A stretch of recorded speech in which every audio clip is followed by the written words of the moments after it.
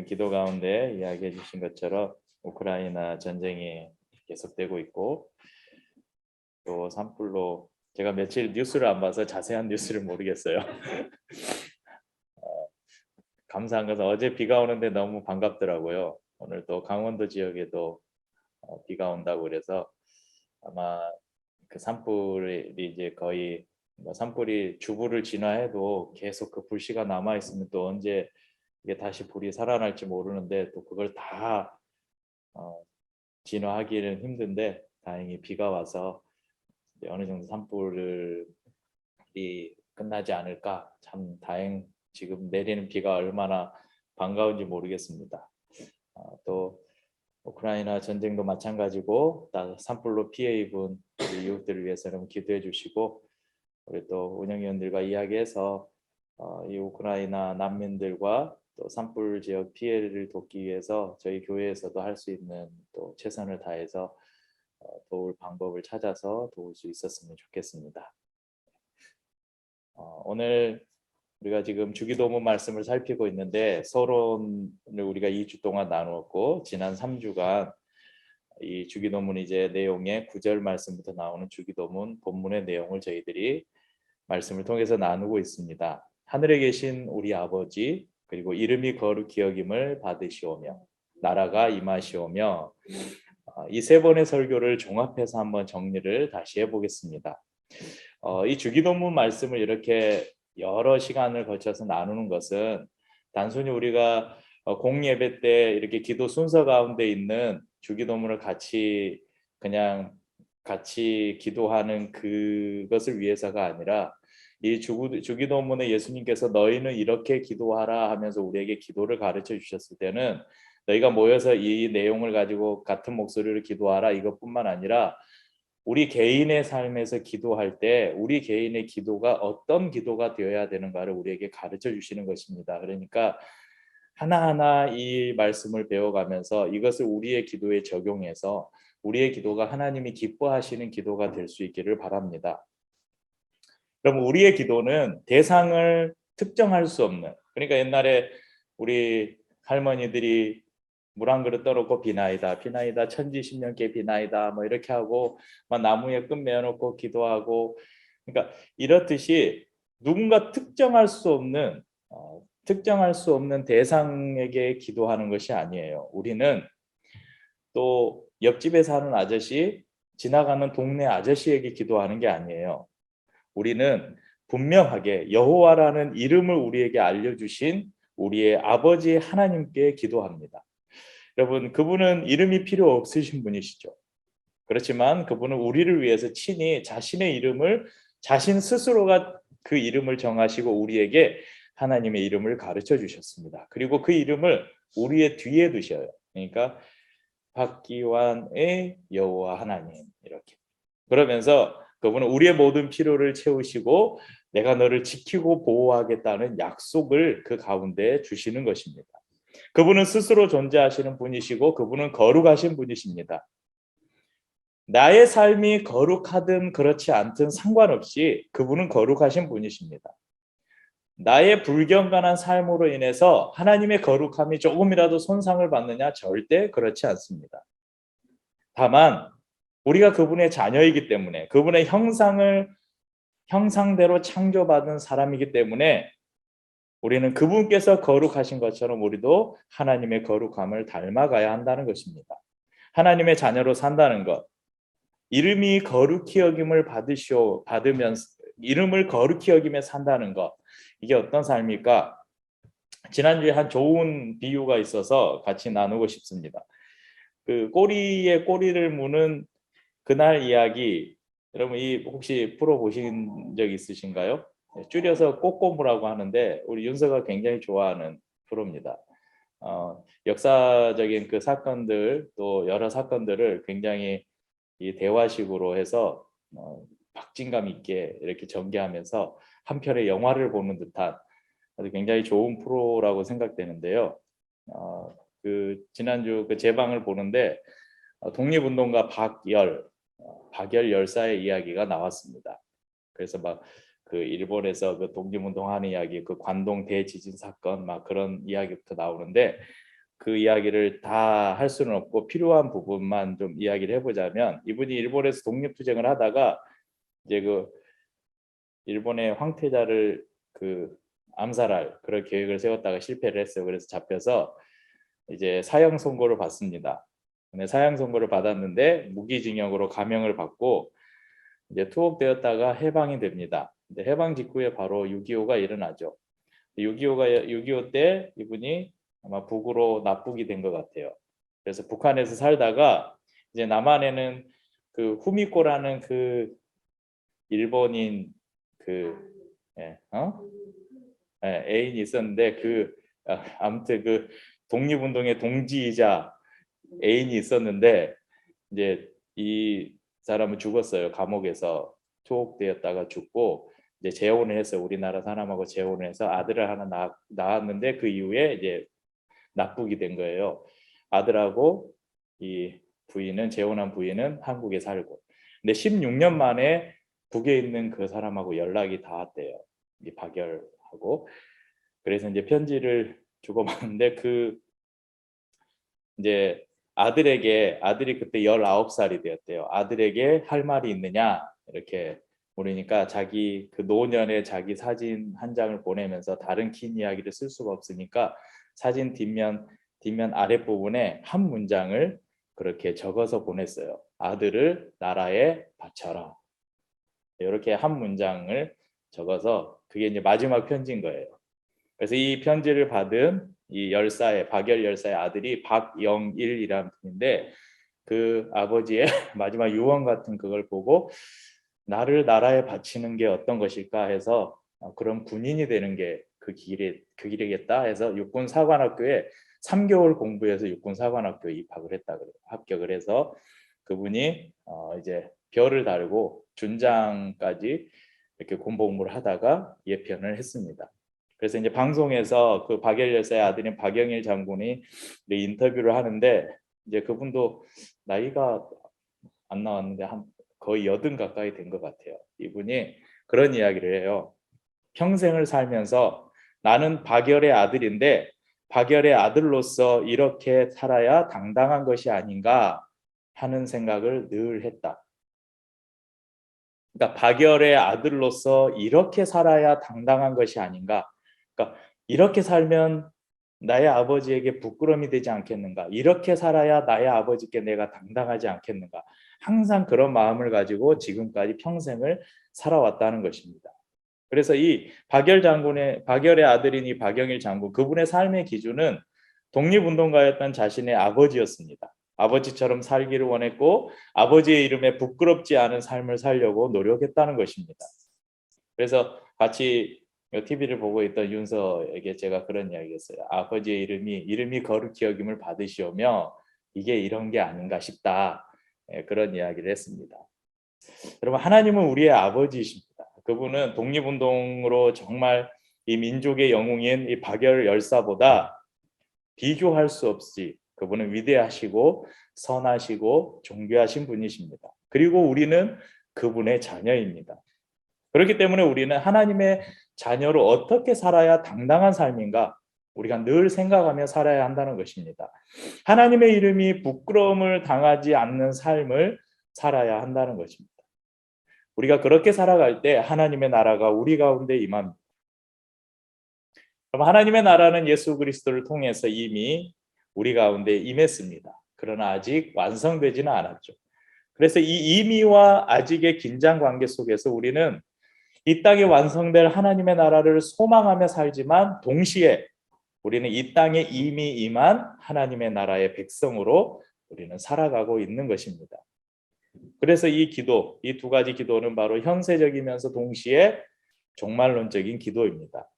이 땅에서 하나님의 이름이 거룩하게 될 뿐만 아니라 마지막 날 모든 족속과 백성과 방언에서 모든 피조물들이 거룩하신 하나님을 찬양할 것입니다. 아직 완성되지는 않았지만 머지않아 예수 그리스도께서 천사장의 나팔소리와 함께 이 땅에 임하실 때 그때 이루어질 새 하늘과 새 땅, 곧 완전한 하나님의 나라가 임할 것입니다. 이제 오늘은 이 하나님과 관련된 그 기원의 7가지 중에 앞부분 3가지는 하나님에 관한 것, 뒷부분 3가지는 우리와 관계된 것이라고 말씀드렸는데, 이제 하나님과 관련된 3가지의 기원 중에 마지막 기원, 뜻이 하늘에서 이루어진 것 같이 땅에서도 이루어지이다. 이 기도를 통해서 주님의 마음과 또 우리가 기도를 드릴 때 어떤 마음으로 기도해야 될지를 또 배우겠습니다. 이 기도에 나오는 이루어지이다, 이 이루어지이다, 이 헬라어 원문을 보면 좀 어려운 말로 단순 과거 수동태 명령형 뭐 이거 알 필요는 없어요. 단순 과거 수동태 명령이라는데, 이 문장을 하나님을 주어로 해서 쉽게 말하면 아버지시여, 하나님이시여, 당신 스스로 당신의 뜻을 실현하소서, 이런 말입니다.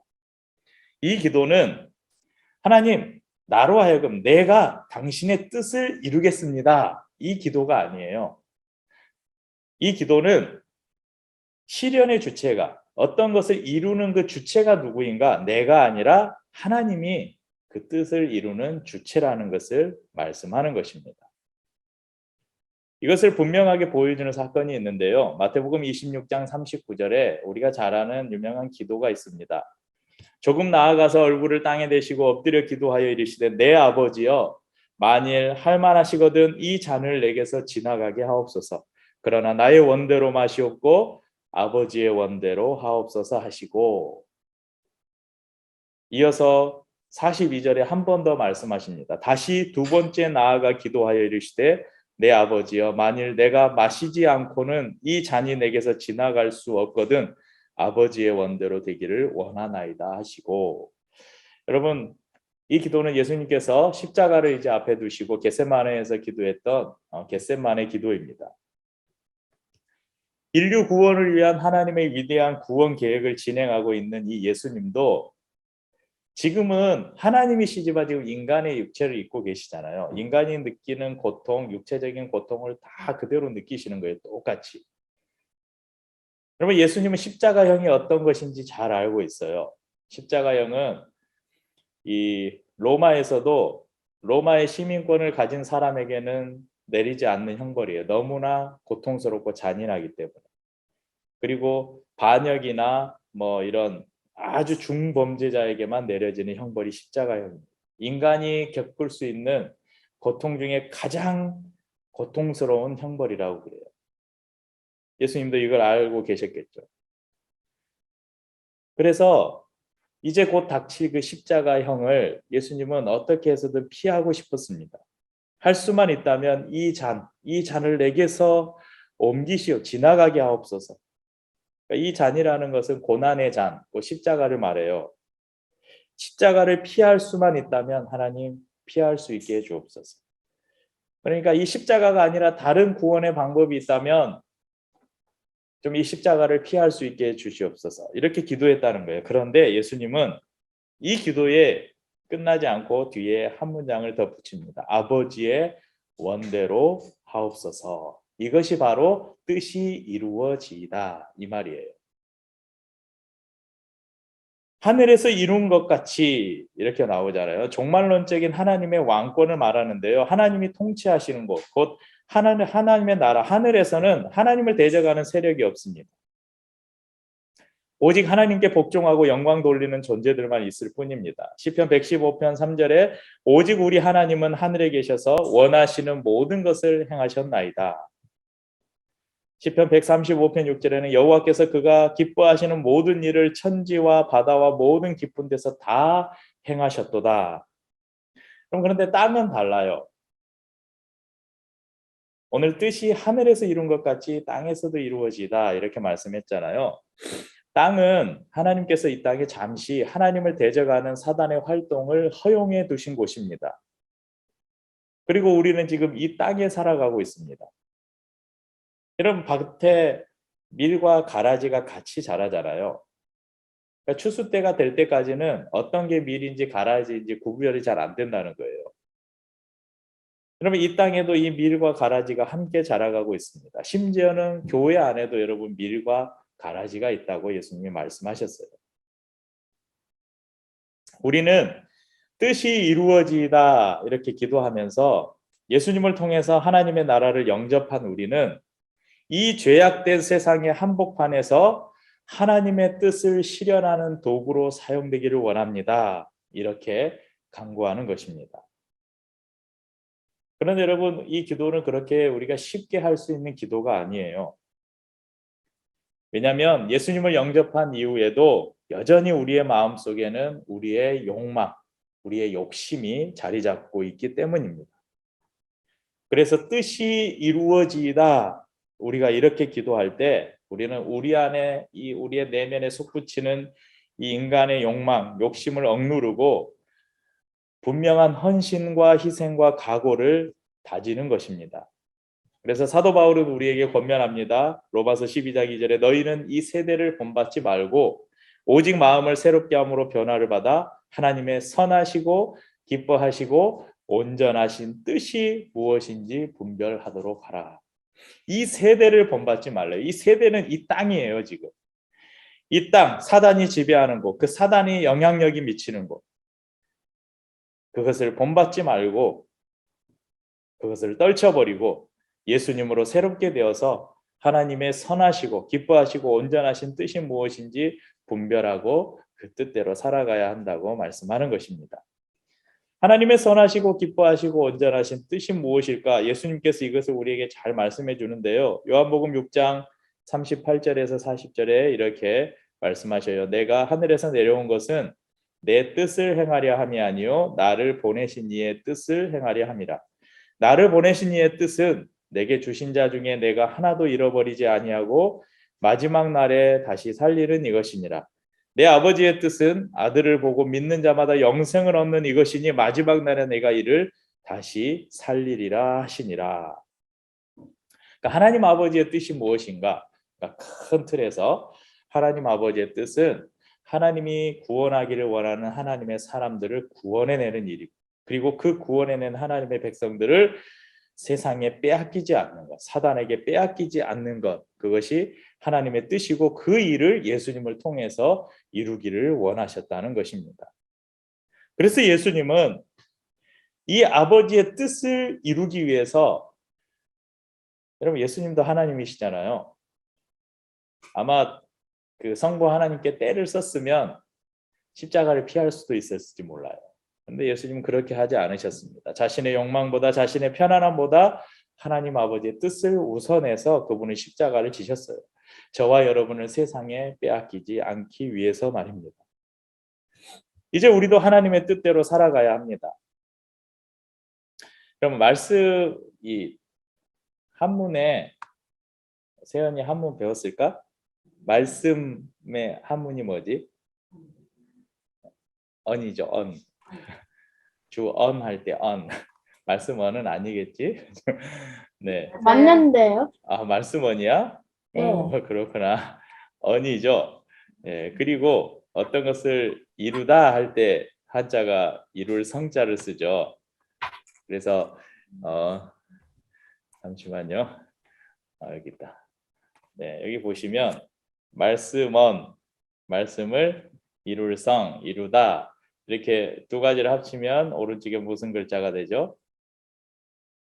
예, 성자, 예, 정성성. 우리가 성실하다 할 때 쓰는 성자가 됩니다. 그리고 우리가 하나님의 말씀을 우리의 삶에서 순종하고 잘 따라가면서 그 말씀을 이룰 때 우리는 이 사람이 성실하다, 신실하다 그렇게 이야기하는 것입니다. 지난주에 대통령 선거가 끝났습니다. 저희도 예배 시간마다 하나님이 원하시는 사람을 대통령으로 세워달라고 그렇게 기도했습니다. 이 자리에 있는 우리 성도님들 중에도 우리나라의 투표는 비밀 투표이기 때문에 당신은 누구에게 투표했습니까? 묻지는 않겠지만 자신이 투표했던 사람이 당선될 수도 있고 그렇지 않을 수도 있습니다. 하나님의 뜻에 합당한 사람을 대통령으로 세워달라고 간절히 기도했습니다. 네, 제 기준으로 보자면 그 기도가 응답되지 않았어요. 제 주위의 대부분의 사람들도 기도가 응답되지 않아서 지금 절망과 낙심 가운데 식음을 전폐한 사람도 있고 뉴스를 끊고 거의 이제 5년 동안은 내가 세상과 단절해 살겠다 막 그런 사람도 있고, 그런데 반면 또 다른 부류의 사람들은 자신의 기도를 들어주셨다고, 하나님이 하나님의 뜻이 이루어졌다고 기뻐하는 사람들도 있습니다. 여러분, 과연 어떤 것이 하나님의 뜻일까요? 1번이 당선되는 게 하나님의 뜻일까요? 2번이 당선되는 게 하나님의 뜻이었을까요? 아니면 다른 사람이 당선되는 게 하나님의 뜻이었을까요?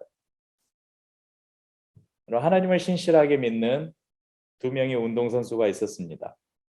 두 선수는 모두 최선을 다해서 훈련을 했고 결국 결승에서 만났어요. 자신의 승리를 위해서 하나님이 원하신다면, 하나님의 뜻이라면 제가 이번 시합에서 꼭 이겨서 우승하게 해 주옵소서. 두 사람이 똑같이 그런 기도를 드렸어요. 그런데 여러분, 우승은 한 사람의 몫이죠. 한 사람은 자신의 기도에 응답을 받았지만 한 사람은 응답을 받지 못했어요. 그러면 승부에 진 사람의 기도는 하나님이 거절하신 걸까요? 승부에 진 선수의 믿음이 더 적은 것이었을까요? 여러분, 하나님의 뜻은 우리가 알 수가 없어요. 그래서 이사야서 55장 8절 9절에 이렇게 말씀합니다. 이는 내 생각이 너희의 생각과 다르며 내 길은 너희의 길과 다름이니라. 여호와의 말씀이니라. 이는 하늘이 땅보다 높음 같이 내 길은 너희의 길보다 높으며 내 생각은 너희의 생각보다 높음이니라. 그렇기 때문에 우리는 우리 삶에서 일어나는 여러 가지 일들을 보면서 때로는 기뻐하기도 하고 낙심하기도 합니다. 하지만 하나님을 분명하게 신뢰하는 사람들, 하나님의 뜻이 이 땅 가운데 이루어지기를 원하며 그 뜻대로 살기를 원하는 사람들은 그런 믿음을 가져야 돼요. 내가 넘어져도 아주 엎드러지지 않을 것이다.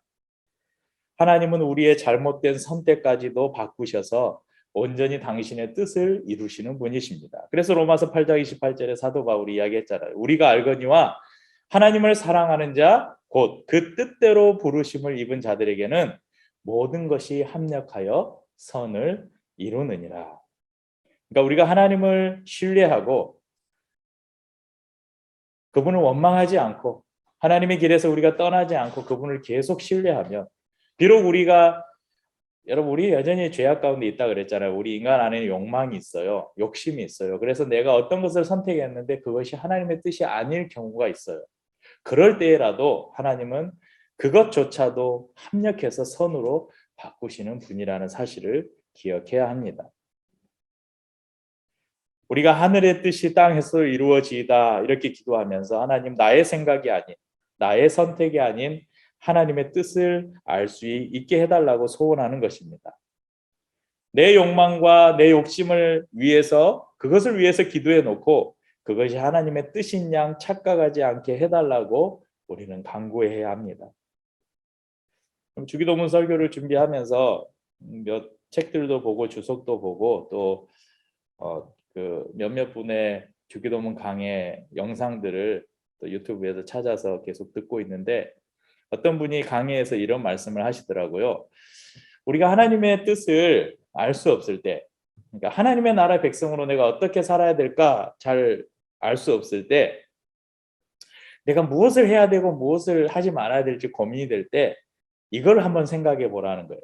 여러분, 이제 새 하늘과 새 땅, 요한계시록에 완성될 하나님의 나라를 우리에게 보여주고 있잖아요. 여러분, 새 하늘과 새 땅이 신천지인데 이 신천지 이것들이 이 좋은 이름을 갖다 써버려 가지고 그런데 여러분, 신천지는 계시록에 예언된 하나님의 나라예요. 새 하늘과 새 땅, 마지막 날 완성된 하나님의 나라. 그러니까 그 하나님의 나라에 이게 있는지 없는지를 생각해 보면 된다는 거예요. 여러분, 천국에 없는 것은 무엇일까요? 제가 찬양을 하나 보여드릴게요. 이 찬양 옛날에 혹시 교회를 오래 다니신 분들은 불러보셨죠? 저 하늘에는 눈물이 없네, 거기는 슬픔도 없네. 저 하늘에는 눈물이 없네, 거기는 승리만 있네. 고통은 모두 다 사라져 버리고 영광만 가득하겠네.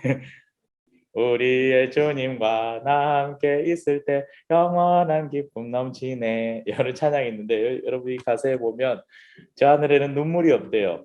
거기는 슬픔도 없대요. 거기에 고통도 없고 근심도 없고 인간의 욕심도 없대요. 거기에는 기쁨과 즐거움과 승리와 찬송과 사랑과 영광과 영원한 기쁨이 있다고 합니다. 또 우리가 잘 아는 찬양에 이런 찬양도 있잖아요. 아름다운 마음들이 모여서 저 뒷가사에 미움 다툼 시기 질투 버리고. 네. 그럼 천국에 미움 다툼 시기 질투가 있을까요? 네, 이거 버리면 된다는 것이에요.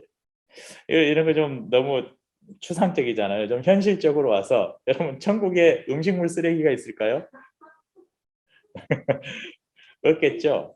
그래서 우리의 삶에서 음식물 쓰레기를 줄이며 살아야 된다는 거예요. 여러분 천국에 도박이 있을까요? 천국에 담배가 있을까요? 천국에 거짓말과 사기와 권모술수와 왕따와 폭력과 환경오염과 전쟁과 기근이 있을까요? 그러니까 우리 삶에서 어떤 것을 내가 해야 될지 말아야 될지를 생각할 때 그걸 먼저 생각해 봐. 이거 천국에 있을까? 천국에서 이렇게 할까? 이걸 생각해 보면 우리의 선택이 조금 더 쉬워질 거라는 것입니다. 우리는 태어나면서부터 죄의 DNA를 가지고 있어요. 그래서 우리의 본성은 악합니다. 하지만 예수님을 믿음으로 성경에는 우리가 예수님께 접붙임을 받았다 이렇게 표현해요. 포도나무를 이렇게 그러면 그 돌무화과나무를 잘라가지고 이렇게 감람나무에 접을 붙이면 이게 감람나무가 되듯이 우리가 비록 죄인이었지만 우리가 예수님께 딱 접붙여서 예수님의 그 DNA를 우리가 받은 거예요. 그래서 성령을 통해서 예수님을 영접한 사람들은 기본적으로 우리 안에서 성령께 기도하고 성령을 따라 살려고 하면 우리 안에서는 어떤 게 하나님이 원하시는 일인지 아닌지를 판단할 수 있는 기본적인 능력이 있어요. 그런데 우리 안에 있는 죄의 옛 본성, 옛 DNA가 이렇게 올라와서 그것을 이길 때 우리가 하나님의 뜻이 아닌 우리의 뜻대로 살게 된다는 것입니다. 그래서 우리가 뜻이 이루어지다 이 기도는 우리 안에 있는 죄의 DNA를 누르는 거예요. 우리 안에 있는 욕망과 정욕을 누르는 거예요. 그래서 하나님의 성령의 소욕이 육체의 소욕을 누르도록 하는 것입니다.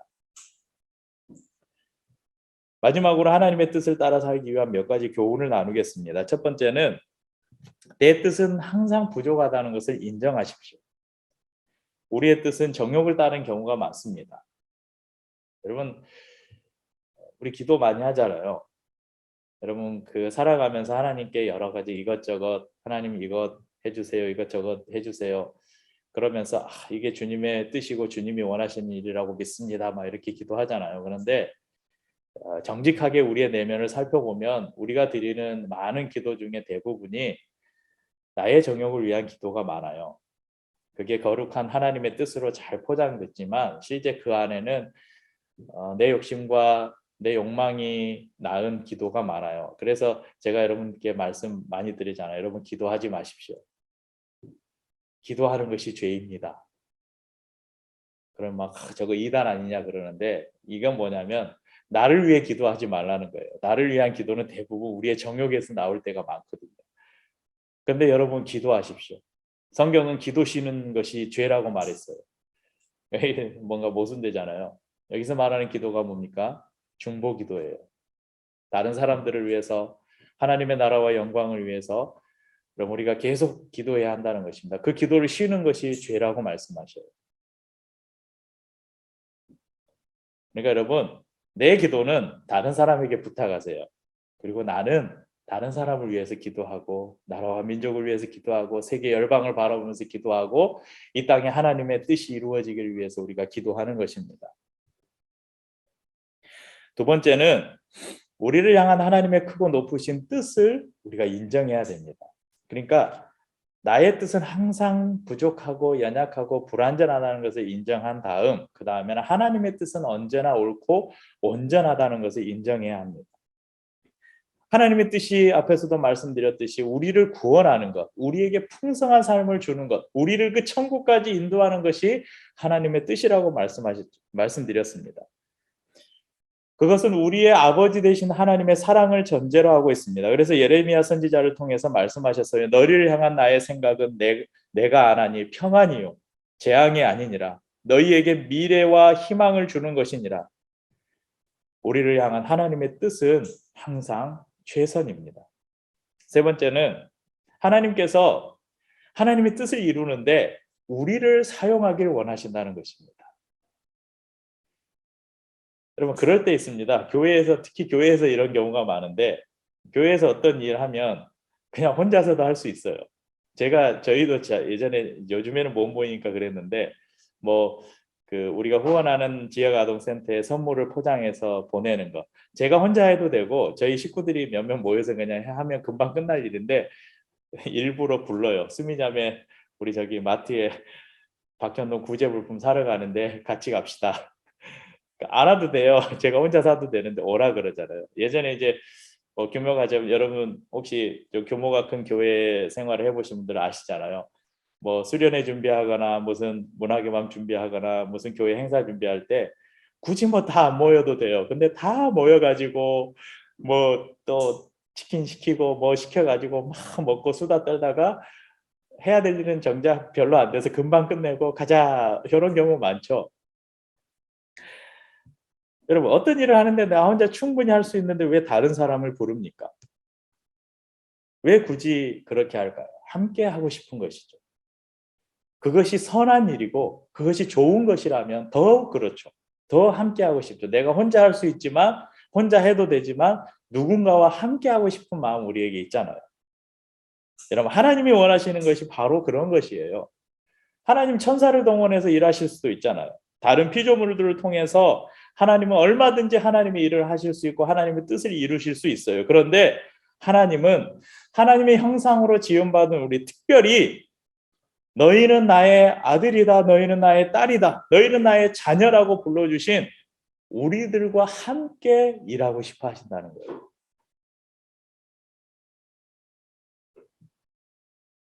그렇기 때문에 우리를 불러주신 하나님, 우리와 함께 하나님의 뜻을 이루어가기를 원하시는 그 하나님께 우리는 감사함으로 순종해야 하는 것입니다. 사랑하는 성도님들, 우리를 향한 하나님의 선하시고 기뻐하신 뜻을 신뢰하면서 우리의 연약함과 한계를 인정하고 항상 우리의 욕망을 억누르며 또 저와 우리 성도님들의 인생을 통해서 하나님의 뜻이 이루어지도록 뜻이 하늘에서 이루어진 것 같이 땅에서도 이루어지이다. 우리가 날마다 이렇게 기도하는 우리의 기도가 될 수 있기를 주의 이름으로 축복합니다. 함께 우리 찬양하고 성찬을 나누도록 하겠습니다.